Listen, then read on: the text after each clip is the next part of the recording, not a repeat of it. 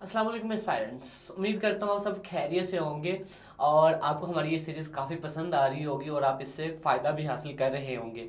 और मैंने ये आपकी पिछली वीडियो में कमेंट्स देखे और ज़्यादातर का यही था कि ये सीरीज़ कंटिन्यू भी रहेगी या नहीं। तो इंशाल्लाह ये सीरीज़ 2027 के एग्ज़ाम तक कंटिन्यू रहेगी और इंशाल्लाह आगे भी कंटिन्यू रहेगी। और आज का जो आर्टिकल है वो बेसिकली है new hope and old risk. यह ओपिनियन बेसिकली ईरान में शाया हुआ है और लिखा है तोकीर हुसैन ने। अब तोकीर हुसैन जो हैं वो एम्बेसडर रह चुके हैं जापान के, स्पेन के, ब्राज़ील के। इसके साथ साथ उन्होंने पाकिस्तान के फॉरेन ऑफिस में एक एडिशनल फॉरेन सेक्रेटरी की पोजीशन को होल्ड किया है और मिडल ईस्ट के ब्यूरो को लीड किया है। और ये ज़्यादातर आपको मिडल ईस्ट के सिचुएशंस पर लिखते हुए नज़र आएंगे। तो आप इसको जब भी कोई ऐसी टॉपिक है जिसमें US Iran relation, Pakistan Iran relation, Pakistan Saudi relation, Pakistan UAE relation, Pakistan Qatar relation, तो आपको इनकी अच्छे अच्छे आर्टिकल और अच्छे अच्छे रिसर्च वर्क्स मिलेंगे जो मिडल ईस्ट पर होंगे, तो आप इन्हें ज़रूर कोट कर सकते हैं। अब ये जो न्यू होप और ओल्ड इसका जो ओपिनियन है ये बेसिकली सीएसएस और पीएमएस के साथ किस तरह रेलिवेंट है, तो हम उसको डिस्कस करते हैं। ये डायरेक्टली लिंक है पाकिस्तान अफेयर्स के, करंट अफेयर्स के साथ तो वैसे ही लिंक है क्योंकि आजकल जो यूएस ईरान कॉन्फ्लिक्ट चल रहा है, ठीक है, इसराइल का ईरान कॉन्फ्लिक्ट चल रहा है और पाकिस्तान का जो मीडिएशन रोल है उस तनाजुर में काफ़ी अच्छा आर्टिकल है। ठीक है, इंटरनेशनल रिलेशन और Pakistan US relation, Pakistan Iran relation, Pakistan UAE relation, ठीक है, पाकिस्तान सऊदी रिलेशन, तो आपको उनमें भी ये फ़ायदा देगा। ठीक है, अब इससे हम पाकिस्तान की फॉरेन पॉलिसी को अंडरस्टैंड कर सकते हैं कि किस तरह पाकिस्तान ने गल्फ, ईरान और टर्की जो कि आपस में इनका इंट्रा कॉन्फ्लिक्ट पाया जाता है, तो उसको किस तरह बैलेंस किया हुआ है। ठीक है, इसके साथ साथ इसका ऐसे का थीम भी हम प्रिपेयर कर सकते हैं कि पाकिस्तान किस तरह मल्टीपोलैरिटी और रीजनल सिक्योरिटी ऑर्डर्स में अपनी पोजीशन बना रहा है। ठीक है, इसके साथ साथ पाकिस्तान की जो रीजनल कॉपरेशन है जीसीसी, ठीक है, Iran gulf relations, US China competition in the middle east, तो इसको किस तरह बैलेंस कर रहा है, उसमें किस तरह अपनी पोजीशन बना रहा है, तो हम इसको भी इस सिचुएशन में भी, इस ओपिनियन में भी हम इस आर्टिकल का हवाला कोट कर सकते हैं। अब हम इस ओपिनियन की जो है समरी डिस्कस करते हैं। तो इसका जो कॉन्टेक्स्ट और ड्राइव है वो है बेसिकली जो 2020 मई 9 2025 का कन्फ्लिक्ट था पाकिस्तान और इंडिया का, उसके बाद और पाकिस्तान की मीडिएशन, ठीक है, पाकिस्तान की मीडिएशन यूएस ईरान कन्फ्लिक्ट में और यूएस की जो वल्नरेबिलिटीज़ हैं, ठीक है, जिस तरह आप सब जानते होंगे कि मिडल ईस्ट में जो यूएस है उनकी बेसिस हैं और मिडल ईस्ट यूएस सऊदी को भी और यूएई को भी और कतर को भी, बहरीन को और कुवैत को सिक्योरिटी गारंटीज देता था। लेकिन जैसे ही ईरान और यूएस का कन्फ्लिक्ट स्टार्ट हुआ तो यूएस अरब इंटरेस्ट की बजाय इसराइली इंटरेस्ट के साथ बढ़ता हुआ नज़र आया। तो इन दोनों सिचुएशंस के बाद हमें एक रीजनल रियलाइजेशन नज़र आई कि अरब्स ने यूएस की बजाय अब बीजिंग और रीजनल कॉपरेशन की तरफ अपना रुख कर लिया हुआ है। ठीक है, इसके साथ साथ हमारा जो हमें रीजन में बायलैटरल डील नज़र आई, ठीक है, जिस तरह पाकिस्तान और इंडिया का स्ट्रेटेजिक म्यूचुअल डिफेंस एग्रीमेंट था, पाकिस्तान और सऊदी का स्ट्रेटेजिक म्यूचुअल डिफेंस एग्रीमेंट था। उसके बाद हमने बहुत सारी ये न्यूज़ ऐसी सुनी कि इसको ज्वाइन इजिप्ट भी कर रहा है, इसको कतर भी ज्वाइन करेगा। ठीक है, तो लेकिन अभी तक उनमें से एक जो एमओयू है, स्ट्रेटेजिक म्यूचुअल अंडरस्टैंडिंग का जो एग्रीमेंट है वो पाकिस्तान और सऊदी के दरमियान तय पा चुका है। लेकिन एनालिस्ट का ये भी ख्याल है कि ये जो एग्रीमेंट है ये आगे टर्की और कतर, ठीक है, पाकिस्तान और क्या कहते हैं सऊदी के साथ साथ बायलैटरल टाइज बनेंगे, यानी कि जिस तरह पाकिस्तान और सऊदीया का बायलैटरल डिफेंस एग्रीमेंट है, इसी तरह कतर और टर्की का भी हो सकता है। ठीक है, लेकिन इसके साथ साथ रीजनल वेब अलायंसेस भी हमें देखने को मिलेंगे, जिस तरह एनालिस्ट कह रहे हैं कि R4 एक स्ट्रेटजी है। ठीक है, R4 जो क्या कहते हैं एक वेब ओवरलैप सिक्योरिटी ओवरलैप बन सकता है, एक सिक्योरिटी आर्किटेक्चर बन सकता है। अब उन R4 में कौन सी कंट्रीज़ हैं, बेसिकली पाकिस्तान, टर्की, इजिप्ट और सऊदी अरेबिया शामिल है। ठीक है, लेकिन इसके साथ साथ जो कोई भी एक ऐसा अगर हम इस रीजन की बात करें, मिडिल ईस्ट रीजन की बात करें, तो अगर उस किसी भी सिक्योरिटी आर्किटेक्चर में या सिक्योरिटी फ्रेमवर्क में अगर ईरान को शामिल नहीं किया जाता तो ये क्या कहते हैं फ्रूटफुल साबित नहीं होगा। और लेकिन इस्लामिक, इसी के साथ साथ राइटर ये भी कहता है कि इस्लामिक नेटो का जो कंसेप्ट है वो एक फैंटेस्टिकल कंसेप्ट है, जो एक फैंटेसी तो लगता है, लेकिन जब उसको हम क्या कहते हैं इम्प्लीमेंट करने के पर आए तो काफ़ी ही ज़्यादा अनरियलिस्टिक लगता है। ठीक है, अब इसके साथ साथ पाकिस्तान का जो स्ट्रेटेजिक बैलेंसिंग एक्ट है, अब मिडल ईस्ट में जितनी भी अरब कंट्रीज हैं इनका आपस में कोई ना कोई कन्फ्लिक्ट ज़रूर है। जिस तरह सऊदी और यूएई का कन्फ्लिक्ट है हुतीज़ क्या कहते हैं हुतीज़ को लेके, सूडान को लेके, ठीक है, फिर ईरान और सऊदी का कन्फ्लिक्ट है, ठीक है, फिर ईरान और टर्की का कन्फ्लिक्ट है सीरिया में, ठीक है, इसी तरह तो इस रीजन में, मिडिल ईस्ट के रीजन में कोई ना कोई कन्फ्लिक्ट मिलेगा। तो इस कन्फ्लिक्ट में पाकिस्तान ने किस तरह अपनी इस पोजीशन को बैलेंस किया हुआ है, तो हम इसको भी इंशाल्लाह इस आर्टिकल में देखेंगे। और अब ये जो इसके साथ साथ हम पाकिस्तान के जो इकोनॉमिक प्रोस्पेक्ट्स हैं, यानी कि 2025 कन्फ्लिक्ट के बाद और पाकिस्तान की mediation in US Iran conflict के दौरान के बाद, ठीक है, एक नई उम्मीद तो जागी है कि पाकिस्तान के लिए उसमें कौन कौन से इकोनॉमिक प्रोस्पेक्ट है, जो इकोनॉमिक एडवांटेज क्या है, एफडीआई के प्रोस्पेक्ट्स क्या हैं, ठीक है, और ईरान गैस पाइपलाइन जो है, ये सारा कुछ इस आर्टिकल में डिस्कस किया गया है।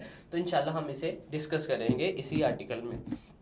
अब जो पहली बात करते हैं कि new regional security order is needed, कि अब क्योंकि इस रीजन में जो कि कुवैत, बहरीन, ठीक है, यूएई, ओमान, इसके अलावा सऊदी, इन सब में आपको यूएस की मिलिट्री बेसेस देखने को मिलेंगी, ठीक है। तो इस रीजन में यूएस की प्राइमेसी थी, ठीक है, यानी कि सारा का सारा सिक्योरिटी आर्किटेक्चर जो था वो यूएस के अंडर आता था, यूएस रीजन की सिक्योरिटी देखता था। लेकिन वो सारे के सारे क्योंकि यूएस ने इसराइल को बैक किया और गल्फ इंटरेस्ट की बजाय, ठीक है, इसराइल के इंटरेस्ट को प्रायोरिटाइज किया। जैसे ही यूएस ईरान कॉन्फ्लिक्ट स्टार्ट हुआ तो यूएस ने ईरान की अरब इंटरेस्ट की बजाय, अरब को सिक्योरिटी देने की बजाय इसराइल के इंटरेस्ट को प्रायोरिटाइज किया, ठीक है। इसी के साथ अरब कंट्रीज को एक रीजनल रियलाइजेशन हुई कि इस तरह का ऑर्डर पर हम रिलाई नहीं कर सकते, ठीक है। तो अब यूएस रिलेशनशिप के इस रीजन में यूएस की प्रेजेंस तो इंडिस्पेंसेबल है ही है, लेकिन अब साथ साथ राइटर ये भी कहते हैं, तौकीर हसन ये भी कहते हैं कि अब वाशिंगटन को यानी कि यूएस को बीजिंग के साथ अपनी डिप्लोमेटिक स्पेस शेयर करनी पड़ेगी। जिस तरह हम देख रहे हैं कि यूएई ने ब्रिक्स को ज्वाइन किया और जो सऊदी है उसने अभी तक ज्वाइन नहीं किया, तो इन फ्यूचर सऊदी ब्रिक्स भी ज्वाइन करता नज़र आपको आ सकता है, ठीक है। अब इसके साथ साथ जो सारा का सारा इस रीजन का जो सिक्योरिटी आर्किटेक्चर था, ठीक है, वो किसके अंडर था, बेसिकली यूएस की सुपरमेसी थी, यूएस की बेसिस थी, यूएस का डिफेंस आर्किटेक्चर था, यूएस के क्या कहते हैं मिसाइल्स यूज़ होते थे, यूएस के प्लेन्स यूज़ होते थे, एयरक्राफ्ट यूज़ होते थे। तो अब उसकी बजाय हमें बायलेटरल टाइज नज़र आ रही हैं कतर और टर्की के दरमियान, सऊदी और पाकिस्तान के दरमियान, और एक R4 अलायंस भी इमर्ज हो सकता है जिसमें पाकिस्तान, टर्की, इजिप्ट, सऊदी और सऊदी अरेबिया शामिल हो सकते हैं। इसके साथ साथ हम एक इंट्रा गल्फ, जिस तरह GCC का एक रीजनल ऑर्गेनाइजेशन है, तो इसी तरह हम एक ऐसी ऑर्गेनाइजेशन भी देख सकते हैं इन फ्यूचर जिसमें तमाम की तमाम गल्फ स्टेट्स और ईरान भी शामिल हो सकता है, ठीक है। लेकिन ऐसी कोई भी एक ड्यूरेबल ऑर्डर हम नहीं कंसीडर कर सकते या लॉन्ग टर्म नहीं हो सकता जिसमें ईरान शामिल ना हो, ठीक है। लेकिन जो इस्लामिक नेटो का कंसेप्ट है वो क्या है, एक फैंटेस्टिकल है, एक अनरियलिस्टिक मिथ है, एक फैंटेसी तो लगता है, लेकिन जब उसको इम्प्लीमेंटेशन की बात आती है तो वहाँ पे कुछ क्वेश्चंस करे हो जाते हैं। अब इस रीजन में, मिडिल ईस्ट के रीजन में, जिस तरह मैंने बताया कि आपको ईरान और सऊदी का कॉन्फ्लिक्ट तो पहले से नज़र आएगा ही आएगा, इन दोनों राइवल्स हैं, इन दोनों में क्लैश ऑफ इंटरेस्ट है। इसी तरह सऊदी और यूएई में आपको क्लैश ऑफ इंटरेस्ट नज़र आएगा, ठीक है। इसी तरह टर्की और ईरान में भी आपको क्लैश ऑफ इंटरेस्ट नज़र आएगा सीरिया के रिलेटेड, ठीक है। तो इस रीजन में अरब कंट्रीज़ के आपस में बहुत से कन्फ्लिक्ट्स हैं, तो इस कन्फ्लिक्ट्स में पाकिस्तान ने किस तरह बैलेंस किया है, ठीक है, वो भी हम अब डिस्कस करेंगे। Pakistan against allies but also rivals, Pakistan ने एलाइज जिस तरह हमने डिस्कस किया, SMDA पाकिस्तान ने साइन किया, strategic mutual defence agreement Saudi के साथ साइन किया, लेकिन कुछ राइवल्स भी हैं। अगर हम पाकिस्तान जो है सऊदी को बैलेंस करने जाता है तो पीछे ईरान क्या कहते हैं डिस्टर्ब हो जाता है, ठीक है। लेकिन अब पाकिस्तान ने किस तरह दोनों को बैलेंस किया है, अब रिसेंटली जब हुतीज़ ने ये रिसेंट खबरें हैं, जब हुतीज़ ने अटैक किया क्या कहते हैं सऊदी पर, तो अब हुतीज़ जो हैं वो बैक्ड बाय हैं ईरान, ठीक है। तो पाकिस्तान ने हुतीज़ को अल्टीमेटम दिया, ठीक है, क्या कहते हैं वार्न किया कि अगर आप इसी तरह अपनी जड़ पे कंटिन्यू रखेंगे तो आपको इसके स्ट्रेटेजिक इम्पैक्ट्स देखने को मिल सकते हैं, ठीक है। तो Iran and Turkey have both projected assertive power. अब ईरान और टर्की का क्या कि ईरान चाहता है कि वो इस रीजन का हेजमन बने, टर्की चाहता है वो इस रीजन का हेजमन बने, ठीक है, सऊदी चाहता है वो हेजमन बने, इसी तरह यूएई चाहते हैं, यानी कि हर रीजन, क्योंकि ये सारे के सारे सऊदी हो, टर्की हो या फिर यूएई हो, ये सारे के सारे इकोनॉमिकली बहुत स्ट्रॉन्ग है, तो ये सारे के सारे इस रीजन में अपनी पावर्स को प्रोजेक्ट करना चाहते हैं, ठीक है। इसी तरह इंट्रा राइवलरीज जिस तरह मैंने अभी आपको डिस्कस किया, Saudi Iran, Saudi UAE, Turkey Iran, और ठीक है ये आपको इनके क्लैश ऑफ इंटरेस्ट मिलेंगे, ठीक है। अब इसमें पाकिस्तान बैक्ड या ईरान या जीसीसी इंक्लूसिव सिक्योरिटी अरेंजमेंट देखने को तो मिल सकती है, ठीक है, लेकिन उसके साथ साथ ये जो वाशिंगटन है, इन सारी के जो भी हमने पीछे डिस्कस किया था, बायलैटरल टाइज हो, ठीक है, या R4 बन सके, या फिर एक ऐसी ऑर्गेनाइजेशन जिसमें सारे अरब कंट्रीज और ईरान भी शामिल हो और पाकिस्तान भी शामिल हो, तो यूएस उसको एंटी इसराइल समझेगा, तो वहाँ पे एक अलहदा फ्रंट ओपन हो जाएगा, ठीक है। अब पाकिस्तान के लिए एक रेड लाइन है, ठीक है, पाकिस्तान कभी भी गारंटी नहीं दे सकता कि वो इसराइल के खिलाफ भी अपनी जो सिक्योरिटी अरेंजमेंट है उनको प्रोवाइड करेगा, ठीक है। वुड नॉट ट्रेड ईरानियन, अब गल्फ स्टेट्स हैं वो कभी भी ये नहीं चाहेंगे कि वो इसराइली हॉस्टिलिटी की से निपट कर, इसराइली हॉस्टिलिटी से बचकर ईरानियन हॉस्टिलिटी के अंदर आ जाएं, ठीक है। अगर ईरान क्या कहते हैं इसराइल को शिकस्त भी दे देता है तो इस रीजन में जो हेजमन बनेगा वो ईरान होगा और यूएस को ईरान की हेजमनी तस्लीम करनी पड़ेगी, तो गल्फ स्टेट्स ये भी नहीं चाहती, ठीक है। और पाकिस्तान तौकीर हसन ये भी कहते हैं कि पाकिस्तान को कभी भी एक ऐसी गारंटी नहीं दे सकता या एक ऐसी सिक्योरिटी कमिटमेंट नहीं दे सकता जो इसराइल को कवर करे, यानी कि इसराइल के खिलाफ एक ऐसा स्ट्रेटेजिक म्यूचुअल डिफेंस एग्रीमेंट नहीं कर सकता सऊदी के साथ, यूएई के साथ, किसी भी अरब कंट्री के साथ, क्योंकि हमें ग्रोइंग इंडिया इसराइल रिलेशनशिप भी बढ़ती नज़र आ रही है। जो आपको रिसेंट मई 9 में जो अटैक्स मिले नज़र आए, उसमें जो ड्रोन थे वो इसराइली ड्रोन्स यूज़ हुए थे, तो इसराइल और इंडिया के दौरान भी काफ़ी सारा म्यूचुअल स्ट्रेटेजिक पार्टनरशिप चल रही है। और जब यूएस ने ईरान पर हमला किया तो उससे एक दिन पहले तो मोदी जो नरेंद्र मोदी हैं वो तो इसराइल का दौरा कर रहे थे, ठीक है। लेकिन इस तमाम के तमाम सिनेरियो में जो हमें नज़र आएगा, जो वायबल है, ठीक है, जो पॉसिबल है, वो ये है कि डिफेंस एक्सपोर्ट्स बढ़ सकती हैं, ठीक है, जॉइंट प्रोडक्शन ऑफ ड्रोन्स हो सकती हैं, मिसाइल्स और फाइटर एयरक्राफ्ट पर हम एग्री कर सकते हैं। ये सारी की सारी रीजन, सारी की सारी कंट्री, मिडिल ईस्ट की सारी कंट्रीज इस एक पॉसिबल सोल्यूशन पर वायबल और एक पॉसिबल सोल्यूशन हमें नज़र आता है।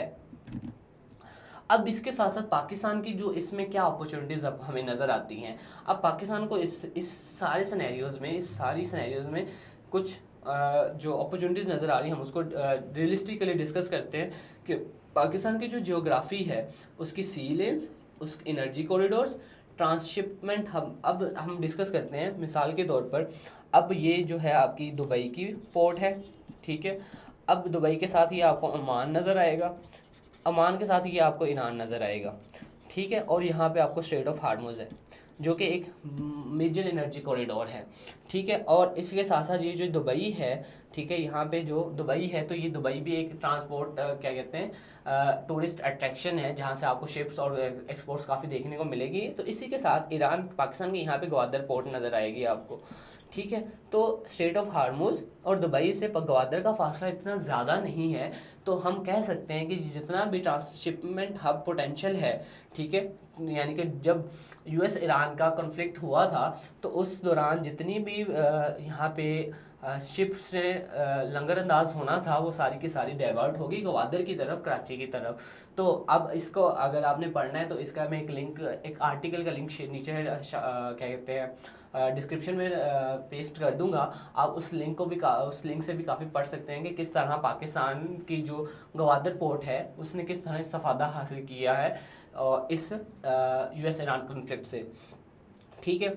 और पाकिस्तान की जो एक रिपोर्ट तो ये भी कहती है कि अगर पाकिस्तान अपनी ग्वादर पोर्ट को अच्छे से यूज़ करे तो वो इससे $25 बिलियन की इन्वेस्टमेंट जनरेट कर सकता है।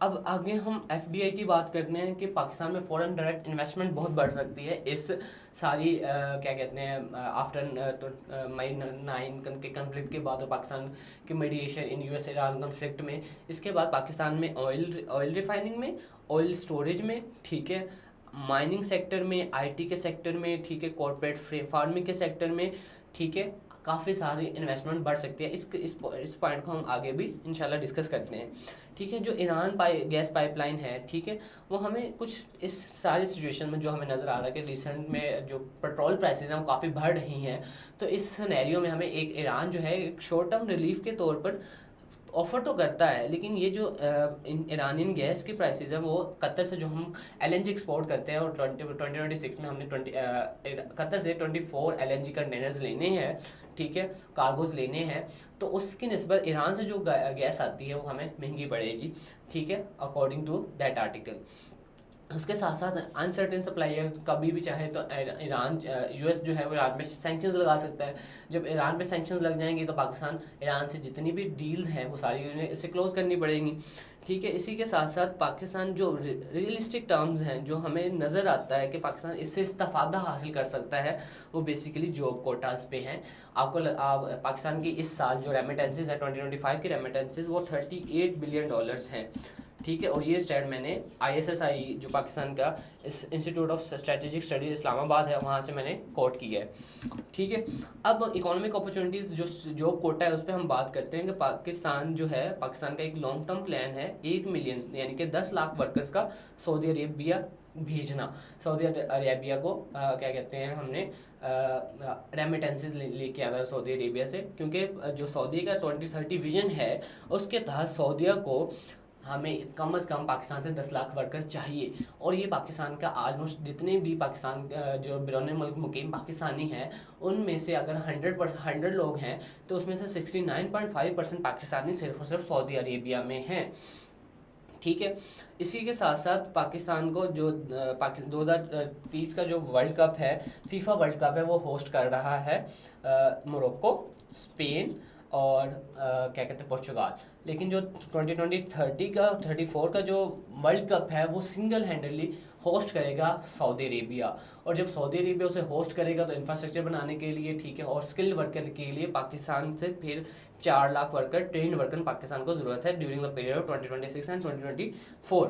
तो पाकिस्तान की आने वाले सालों में रेमिटेंसेज बहुत बढ़ने वाली हैं, ठीक है। अगर हम एक स्टैट की बात करें 2024 में अगर 7,27,381 वर्कर बाहर गए हैं तो उसमें से सिर्फ और सिर्फ 4,52,000 पाकिस्तानी सिर्फ और सिर्फ सऊदी अरेबिया गए हैं, जो कि इस पाकिस्तान के 2024 में बिरौने मुल्क जाने वाले पाकिस्तानियों का 62% बनता है, ठीक है। इसी के साथ अगर हम पाकिस्तान की एफडीआई की बात करें, फॉरेन डायरेक्ट इन्वेस्टमेंट की बात करें, और ये जिस सारे के सारे स्टैट जो मैंने लिए हैं तो इसका इंशाल्लाह मैं आपको लिंक पेस्ट कर दूंगा। अगर आपके पास टाइम हो तो आप उन आर्टिकल्स को भी पढ़ सकते हैं और आपके पास अच्छी खासी फैक्ट बुक तैयार हो जाएगी, ठीक है। तो पाकिस्तान का जो 15% स्टेक है, पाकिस्तान के फेडरल कैबिनेट ने ये इम्प्रूव किया था कि डेकोडिक में जो 50% स्टेक है वो हम सऊदी अरेबिया को दे देंगे।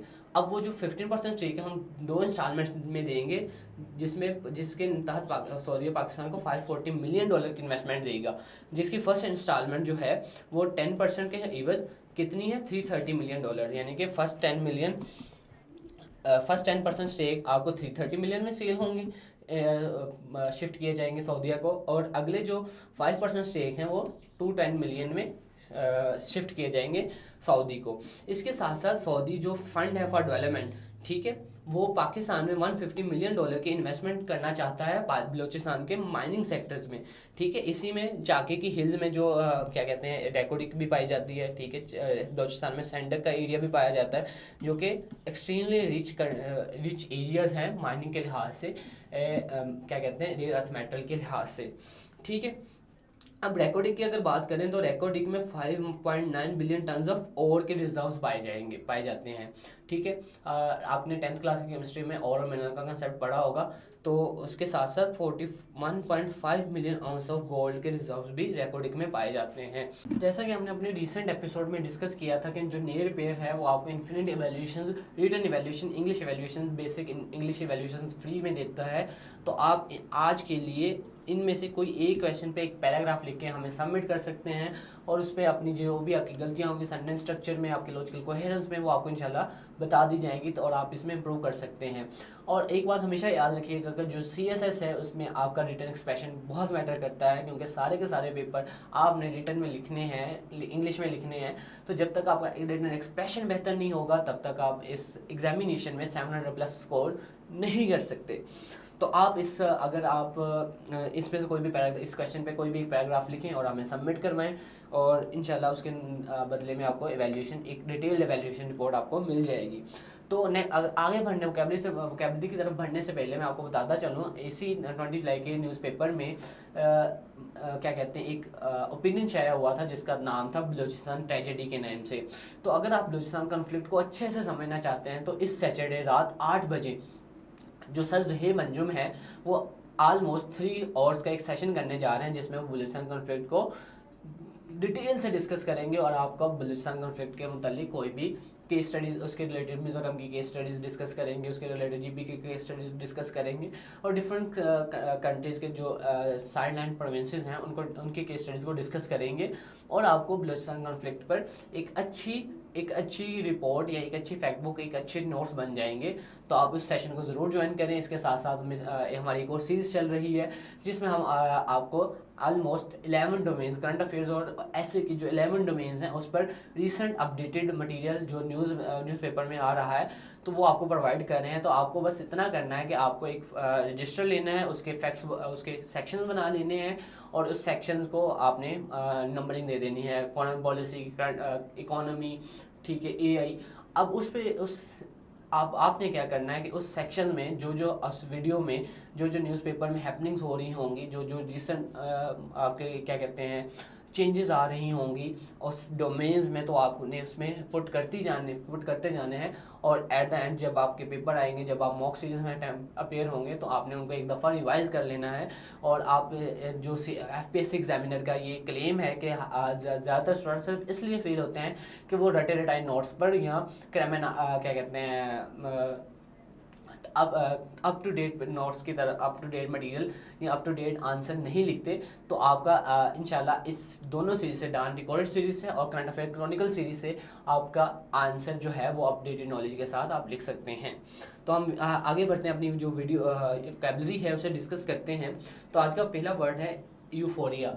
अब यूफोरिया बेसिकली एक इंटेंस हैप्पीनेस या एक्साइटमेंट की फीलिंग है जो कि क्या होती है, अनरियलिस्टिक ऑप्टिमिज्म देती है, ठीक है। यानी कि एक ऐसी सिचुएशन जो कि रियलिस्टिक ऑप्टिमिज्म नहीं है, यानी कि बिल्कुल भी पॉसिबल नहीं है, तो उस चीज़ को, उस एक्साइटमेंट को या उस सिचुएशन को हम कहते हैं यूफोरिया। जिस तरह पाकिस्तान के सिनेरियो में हमें एक न्यू होप तो नज़र आ रही है आफ्टर दीज टू सिचुएशन, मई 9 2025 सिचुएशन, पाकिस्तान की mediation in the US Iran conflict. लेकिन इसके साथ साथ हमारे जो कुछ और रिस्क हैं, जो पाकिस्तान के अंदर इंटरनल डिस्टेबलाइजेशन है, इंटरनल पॉलिटिकल रेस्ट चल रही है, वो हमें इससे कैश करने का मौका बिल्कुल भी नहीं देंगे। तो इसके सिनोनिम्स जो हैं वो है ब्लिस, जुबिलेशन, और जो एंटोनिम्स हैं उसमें डिस्पेयर, मिजरी और डिप्रेशन। निमोनिक टेक्निक से आप इसको याद कर सकते हैं। नेक्स्ट वर्ड है शिफ्ट बेसिकली क्या होता है, to carefully examine something to find most important और यूजफुल पार्ट, यानी कि किसी चीज़ को हमने तज्जिया करना, एनालिसिस करना। तो इसका जो है आपका जो सिनोनिम्स हैं वो फिल्टर, एग्जामिन और एंटोनिम्स में आ जाएगा कंबाइन, मिक्स और मर्ज कर देना। ठीक है, अब आप इसके निमोनिक टेक्निक को पढ़ सकते हैं। और अगर आप इस पीडीएफ इस लेक्चर की पीडीएफ चाहते हैं तो डिस्क्रिप्शन में दिए गए जो हमारा व्हाट्सएप ग्रुप है डेली डाटा एनालिसिस का, उसे ज्वाइन कर सकते हैं। आपको वहाँ पे इसके लेक्चर की, इस वीडियो की पीडीएफ भी मिल जाएगी। आगे हमारा जो वर्ड है वो बॉर्जिंग है। ठीक है, ग्रोइंग और डेवलपिंग वेरी क्विकली, यानी कि सिंपल, थ्राइविंग और प्रोलिफरेटिंग और फ्लरिश का सिनोनिम है, यानी कि किसी भी चीज़ की किसी भी चीज़ की ग्रोथ की तरफ हमने जाना। जिस तरह हम कह रहे हैं कि specially in the view of burgeoning India Israeli relation, कि इंडिया और इसराइल के रिलेशन जिस तरह बढ़ रहे हैं, उस सेंस में पाकिस्तान और सऊदी के रिलेशन भी बढ़ रहे हैं। इसके एंटोनिम में आ जाएगा ड्विंडलिंग, स्टैग्नेटिंग यानी कि रुकावट का शिकार हो जाना। डिमेंशिंग का मतलब क्या है, क्या कहते हैं, रुकावट का शिकार हो जाना। हम अपनी डेली लाइफ में यही वर्ड्स यूज़ करते हैं, थ्राइविंग, फ्लरिशिंग, लेकिन आज से आप एक नया वर्ड्स अपने वोकैबुलरी में शामिल करें, और जब भी आप थ्राइविंग या ग्रोथ को डिस्कस करना हो तो इस वर्ड को ज़रूर यूज़ करें। आगे हमारा नेक्स्ट वर्ड है सैलियंस। सैलियंस क्या होता है, the quality of being particularly important, noticeable और रेलिवेंट। हम बार बार अपनी वोकैबुलरी में एक वर्ड यूज़ करते हैं, this is very important, very very important. आज से आप एक नया वर्ड अपनी वोकैबुलरी में शामिल कर लें, सैलियंस, जिसका क्या मतलब है कि कोई भी चीज़ जो कि काफ़ी इंपॉर्टेंट है आपके लिए, नोटिसेबल है, तो वो बेसिकली क्या है, आपके लिए सैलियंस है। तो इसके सिनोनिम्स में प्रोमिनेंस, इंपॉर्टेंस, रेलिवेंस, ये सारे इसके सिनोनिम्स हैं। एंटोनिम्स में इनसिग्निफिकेंस, ऑब्सक्योरिटी, इररेलेवेंस। ठीक है, अब इसके निमोनिक टेक्निक आप यहाँ से देख सकते हैं। उम्मीद करता हूँ आपको ये वीडियो काफ़ी पसंद आई होगी। ठीक है, और इंशाल्लाह आप इसमें अगर कोई भी इस सीरीज़ में कोई भी चेंजेस चाहते हैं तो हमें कमेंट सेक्शन में ज़रूर बताएं, और इंशाल्लाह हम उस पर काम करेंगे और आपको अप टू डेट नॉलेज और विद हाई क्वालिटी इंशाल्लाह ज़रूर प्रोवाइड करते रहेंगे इंशाल्लाह।